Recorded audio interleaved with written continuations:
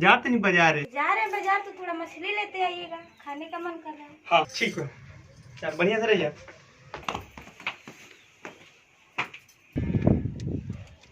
ए बाबू, जा तनी बाजार है, तारा पुतोहिया के मछरी खाए के मन कर ए बार मछरी या भात खाई ले, ठीक बा? ए सर महर पशुआ जब से मेहर आइल भी है तब से ओकरे बात मानता रे। हां बताओ, उहे कहल जाला कि घर में भूजी भांग ना आ पतोहिया पादे चिउरा। भाग सरवा यहां से।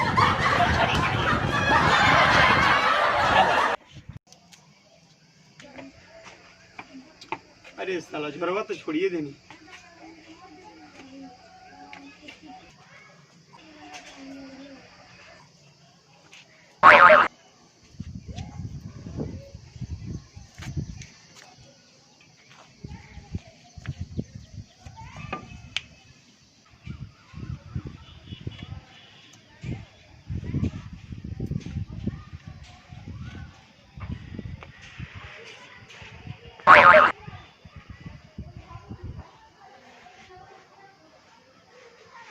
बाबू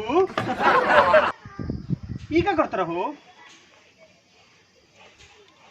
ए बेटा ए सक तो बानर बाड़ बस बड़ा सुंदर ले आई बड़ी रे। बोला बता एगो हमरो खातिर ले आई रहतो। अच्छा, ये छाता बाजार के समोसा नु हो कि तोहरो के लेते आई?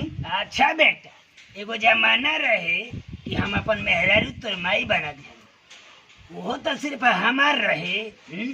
आई बताओ, हमारे मरला के बाद ये पूरा धन जन जायदाद तोरा नामे हो जाए। यही बताओ बेटा, तारा जीते जी एगो चीज हमार ना हो भागो कि नहीं? चल भागो ऐसे, भागो।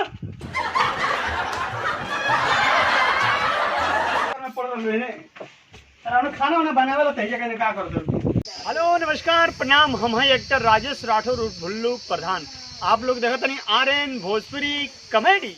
अगर ये वीडियो अच्छा लगी तो हमारा चैनल के सब्सक्राइब कर देवे के बा। अरे बाबू, अब जौन घंटिया की चिन्हवा होला नु ओकरा के दबा देवे के टन टन बज जाओ, ताकि हमने के हर नए वीडियो आप तक पहुंच जाए। तबनी के मिलब जब फिर अगले वीडियो में, तब तक लेके नमस्कार प्रणाम। हंसत रही लो, मस्त रही लो, खुश रही लो। जय हिंद, जय भारत। जय भारत।